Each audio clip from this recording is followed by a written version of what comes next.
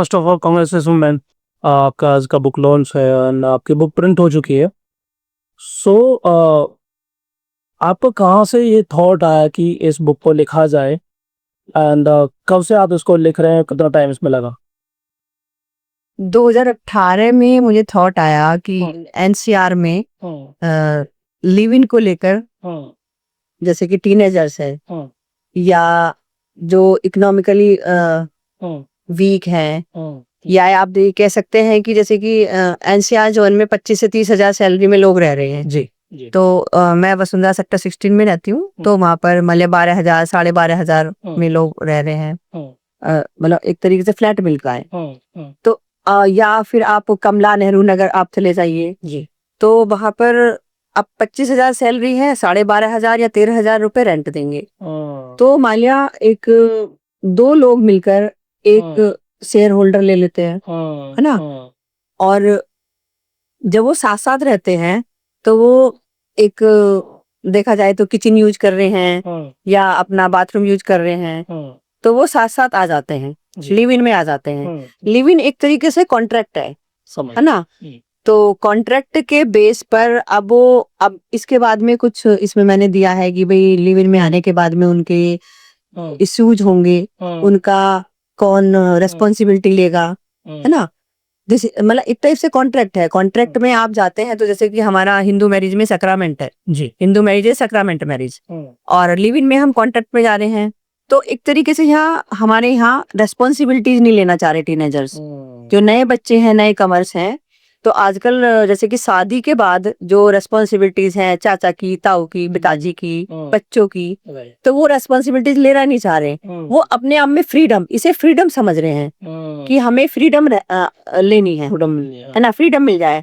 तो एक तरीके से ये क्या है कि ये हमारा डी जूरे मैरिज है। डी जूरे मैरिज क्या है? हिंदू मैरिज के कॉन्सेप्ट से, कि हिंदू मैरिज जो हमारा हिंदू मैरिज में कहा गया है कि हिंदू मैरिज सैक्रामेंट मैरिज संस्कार है ना, जो हम संस्कारों के अकॉर्डिंग, सप्तपदी है या हमारा उससे पहले इंगेजमेंट है, फिर 7 फेरे हैं, उसके बाद हमारे फादर इन लॉ का, मदर इन लॉ का कॉन्सेप्ट है या हस्बैंड का कॉन्सेप्ट है कि हमें उस तरीके से जीना है।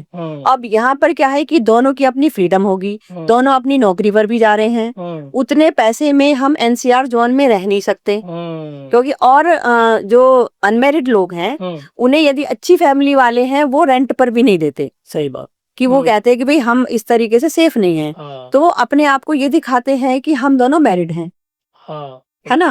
अब मैरिड है, मैरिड की तरह उन्हें रहना भी पड़ेगा।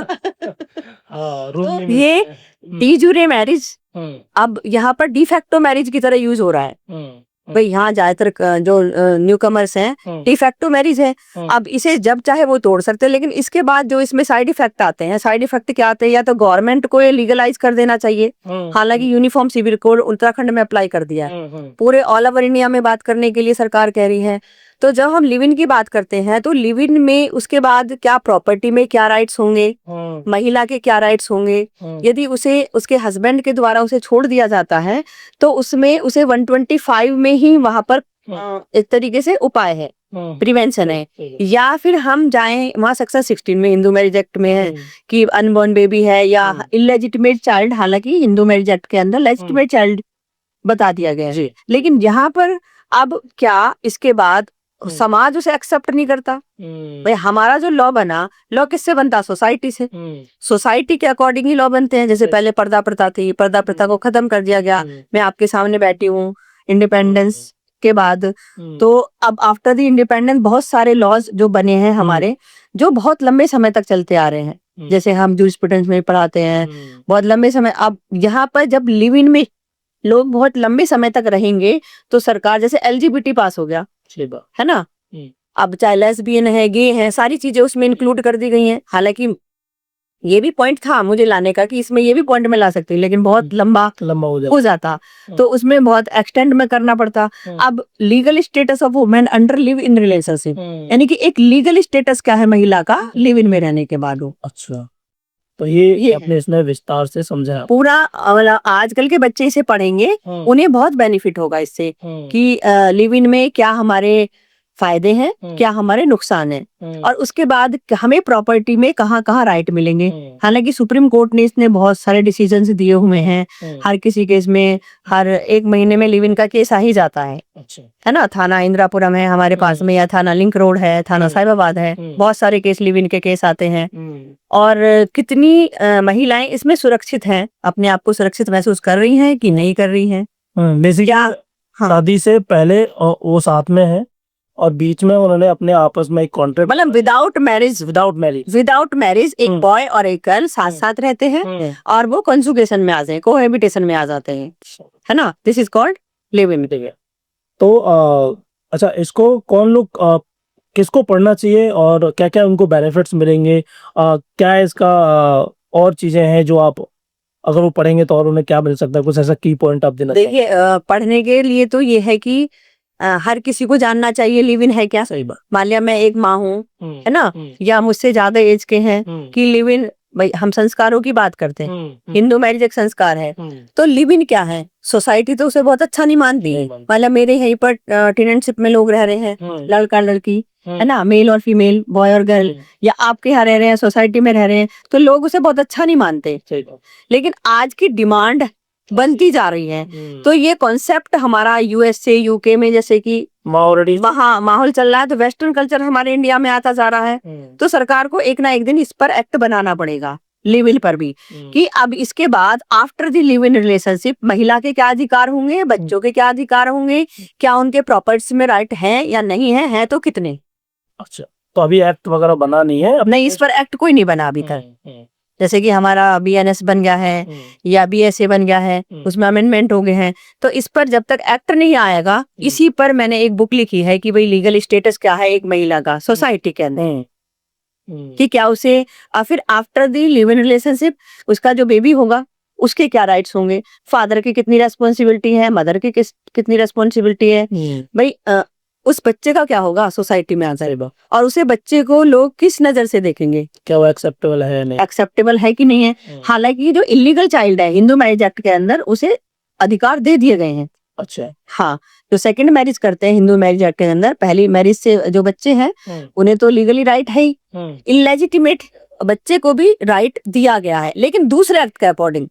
इस एक्ट, क्योंकि हम इसमें क्या है कि दूसरे एक्ट से, जैसे सीआरपीसी 125 है, सीआरपीसी हालांकि अब हमारा भारतीय न्याय संहिता हो गया है, तो उस समय 125 था, तो उसके अकॉर्डिंग इसमें आया है जो सुप्रीम कोर्ट ने डिसीजंस दिए हैं, या सेक्शन 16 है हिंदू मैरिज एक्ट का, है ना, या हमारा डोमेस्टिक वायलेशन एक्ट है, उसमें सेक्शन 2F में क्या स्थिति है महिलाओं की, उस तरीके से बताया मैंने इसमें। बिल्कुल, तो बहुत ही अच्छा टॉपिक आपने इसमें दिया है, और आई थिंक ऐसे बहुत सारे केसेस हैं जो इंडिया में उसकी वजह से लोग फेस कर रहे होंगे, जो आपने बोला एक्ट अभी बना नहीं है। तो अगर ये चीज़ें बढ़ती हैं और चीज़ें लोगों में जागरूकता आती है इस बुक के माध्यम से, तो आई थिंक कि सबसे पहली आई थिंक ये बुक है ऐसा इस फील्ड में। नहीं, बुक तो काफी है, लोगों ने लिखी है इसमें, क्योंकि ये मतलब एक तरीके से इंडिया में ना बहुत ज्यादा आप कह सकते हैं कि तेजी से बढ़ रहा है। हाँ, लिव इन बहुत तेजी से बढ़ रहा है, बच्चे छुपाते हैं, बताते नहीं हैं, है ना। जब पता चलता है कि मेरे यहीं फैकल्टी पढ़ा रही हैं, मैं सुंदरदीप कॉलेज SDJ ग्लोबल यूनिवर्सिटी में हेड ऑफ डिपार्टमेंट हूँ, और वहां पर ही कुछ फैकल्टी हैं वो एक्सेप्ट कर रही है हम लिव इन में रह रहे हैं। अच्छा, हाँ, और उसके बाद उसे मतलब एक तरीके से मैरिज में कन्वर्ट करने जा रहे हैं, सैक्रामेंट मैरिज करने जा रहे हैं। बहुत सारी मूवीज भी आई हैं इस पर, कि लोग आजकल क्या है कि शादी करने से पहले साथ रहना चाहते हैं, कि दूसरे का नेचर देखना चाहते हैं कि भाई हमारा नेचर उनसे मैच कर भी रहा है कि नहीं कर रहा है।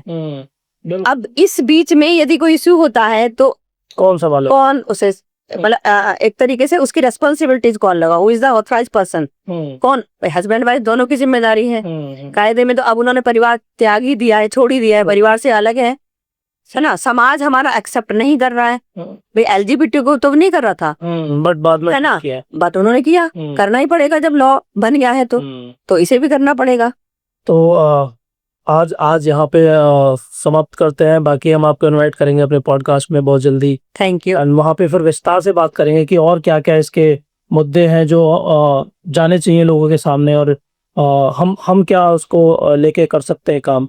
तो आज के यहाँ पे करते हैं स्टॉप एंड गाइस आप इस बुक को जाके परचेज करें और पढ़ें। अगर आप ऐसी प्रॉब्लम्स को फेस कर रहे हैं, अगर आपको लगता है कि आप भी ऐसे लिव इन रिलेशनशिप में हैं और आप थोड़े से आपको कोई ऑप्शन समझ में नहीं आ रहा है, तो आप इस बुक को खरीद के एंड सीधा पढ़ सकते हैं। बहुत सारे सॉल्यूशंस इसमें दिए हैं। हालांकि मैंने भी इसको पढ़ा नहीं, बट मैं भी क्यूरियस हूँ, उसको पढ़ना चाहता हूँ, इस टॉपिक को और एक्सप्लोर करना चाहता हूँ। तो बुक आ चुकी है मार्केट में, अमेजॉन, फ्लिपकार्ट, किंडल और कई सारे मार्केट प्लेसेस पे अवेलेबल है। जाके खरीदें और अपने फीडबैक्स दें, आपको कैसी ये लगी बुक। बाकी मिलते हैं आपको नेक्स्ट थैंक पॉडकास्ट यू। में, and congratulation again and please bye.